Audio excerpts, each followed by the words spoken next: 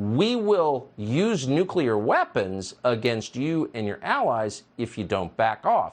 It's hardly defensive of Russia to say that's a real possibility, and has been for quite some time.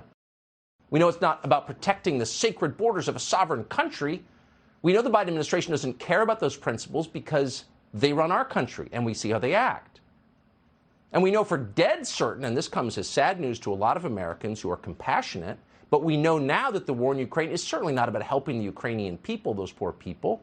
Many more Ukrainian civilians will die, certainly, thanks to the Biden administration's policies.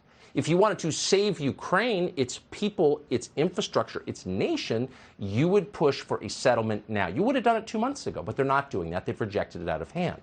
So that's not their goal, saving Ukraine, saving human lives. No, that's not their goal. Instead, the war in Ukraine is designed to cause regime change in Moscow. They want to topple the Russian government. That would be payback for the 2016 election.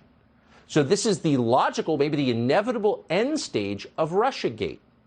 We arm Ukraine so that we can punish Russia. Why? For stealing Hillary Clinton's coronation. This is the most reckless foreign policy in our lifetimes, in American history. You are watching a group of decadent, in some cases senile leaders, casually dismiss the consequences of going to war with a nuclear-armed nation. Dismiss the consequences of nuclear war, like it's not even worth thinking about. But it is worth thinking about. They tell us daily Vladimir Putin is evil and insane, and that may well be true. But this same man has threatened to use nuclear weapons against the United States and Western Europe if this continues. And why don't we believe him? It's not a defense of Putin to think to yourself, hold on a second here. How did we get here? We're spending twice on their borders what we spend on our own in one request, in 1 week. And the saddest point of all of this is it hasn't caused the Russians to withdraw from Ukraine, and no one's claiming that it will. It hasn't bankrupted Putin. It hasn't crippled the Russian economy. It certainly hurt our economy.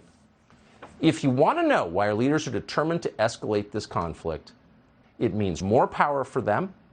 It means revenge for the 2016 election. And if that means triggering a nuclear conflict between our nation and theirs, so be it.